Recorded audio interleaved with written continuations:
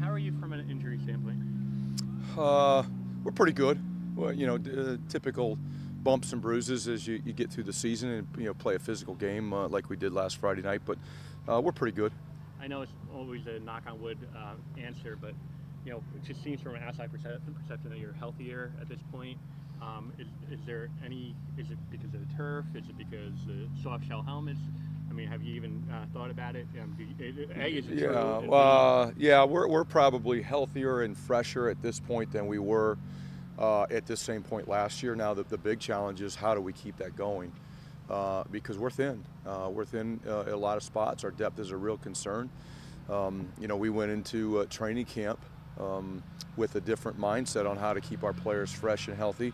And there's a lot of things that go into it. The field, the soft shell helmet guardians is part of it. We probably had the fewest amount of concussion issues through this amount of practice time that I've ever been a part of.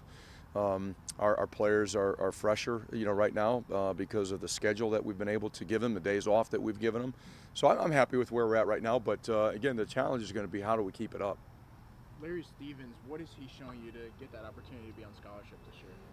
Well, he's going to add value. We have some parameters that players need to meet to be able to put themselves in that position if we have the available scholarships. And what I like about Larry, he comes out here every single day to work, provides energy and brings a spark to our special teams.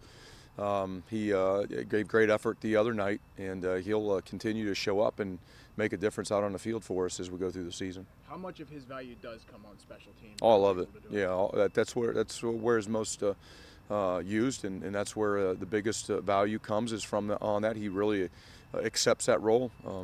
He really thrives in it. He's very enthusiastic about going down, and whether it's covering kicks or holding guys up, that's what he wants to do. I think you played 9 true freshmen, but you dressed 17. We talked about Jonathan earlier in the week. But do you foresee other true freshmen playing in this game? It just depends on how the game plays out. I mean, there's as a coach, every true freshman that you play in a game, you get a little concerned because the more that you play, they just don't have the experience. They don't have the banked reps. They haven't been in those situations that come up on game day, at least in college, and you get concerned about it. So I'm not sitting here having a plan to break a record of the number of true freshmen that we can have play.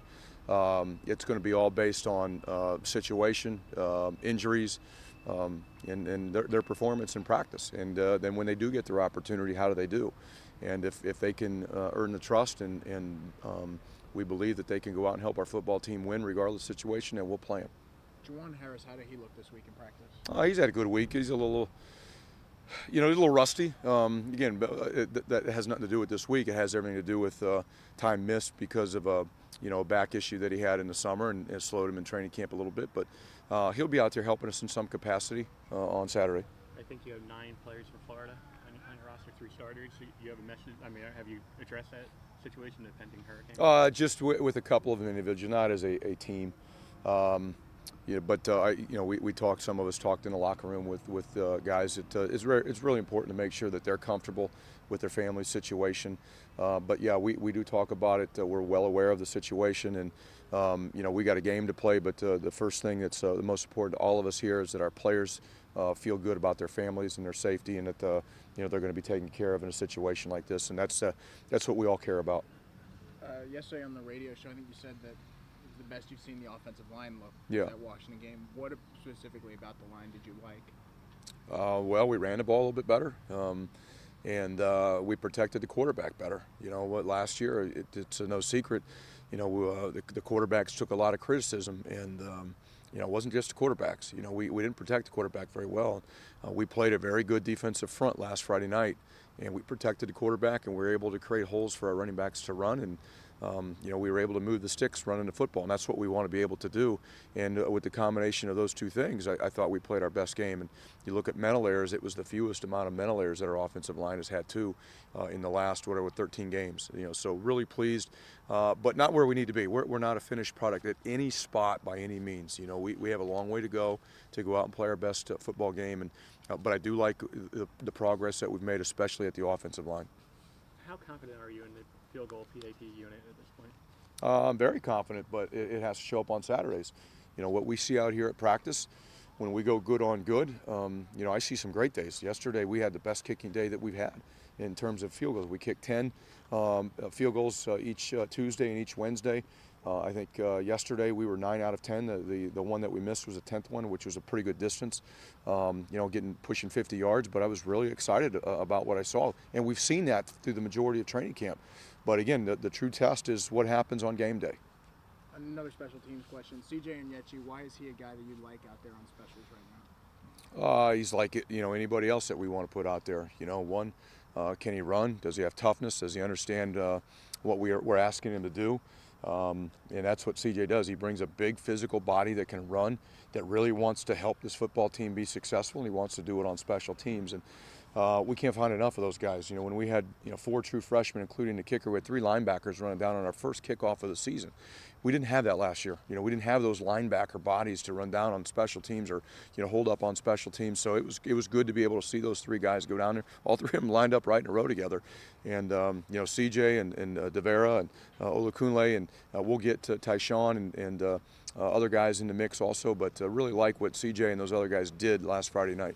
You stopped to run really well against Washington. I know it was an emphasis all training camp.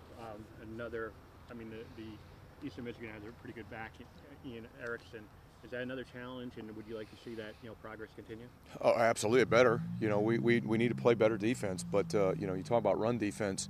There's a lot that goes into that. You know, people talk about, well, your front's not big. No, our front's big enough. We started 3 guys that are 300 pounds. Our front's big enough. A lot of it comes down to being able to get off blocks and be able to tackle. And a lot of that tackling comes from the second level, whether it be linebackers or DBs. I thought we tackled exceptionally well the other night against some really good running backs. That made our run defense look a lot better. And last year we missed too many tackles, especially out in space at the back, in the back 7, and obviously it made our run defense look poor. So we have to keep tackling at a high level, and we work on it every single day.